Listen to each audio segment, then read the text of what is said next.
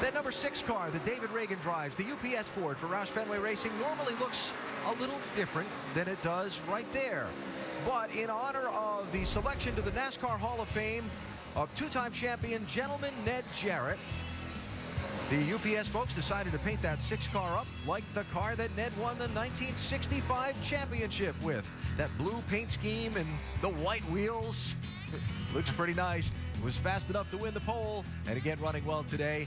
And the man who is being honored has joined us in the pagoda in our ESPN broadcast booth. Gentleman Ned Jarrett. Ned, great to see you. It must be a hoot for you to see that car. Oh, it is. It's such an honor for the honor this weekend for the Hall of Fame induction back in May, and have the car painted my colors and the white wheels and all of those things, and then to come here and win the pole. Well, that was a lot more than I expected.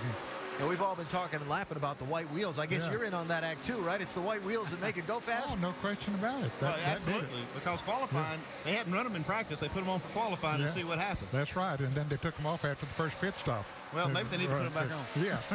They said if they fell back in the race, they might get them some white paint and paint the other wheels. There you go.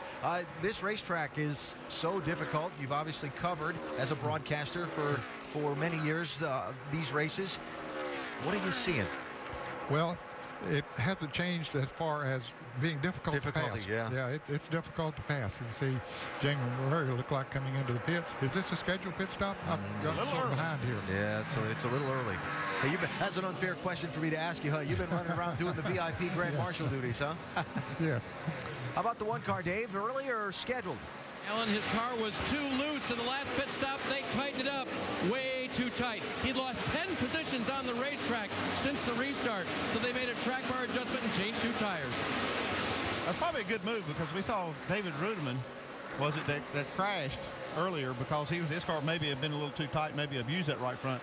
If it's way too tight, it's good to just get it off of there and just bite the bullet.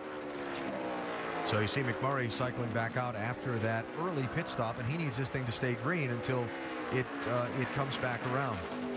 DJ, you stand here next to your dad, and you get to talk about a lot of things. Obviously, he was a great mentor to you in your career. Now, as you think about his selection to the NASCAR Hall of Fame, what do you think? Because I know he's not going to brag on it. Yeah, well, I was first off trying to be quiet. I didn't know if there are any regulations to Jarrett to being on the air at the same time or not and speaking too much. So we wanted to hear from him. I talk too much as it is, but it has been quite an honor. It's been a great year for our family, and watching our dad being honored into this second class of the Hall of Fame. So we're obviously very proud of his accomplishments and all he's been able to do, and his continued support of NASCAR. That's what my dad has basically lived his life, whether it was driver or as a broadcaster or working for Coca-Cola or UPS, whoever it was, but just continued that. So we're very proud to have him and being honored this weekend.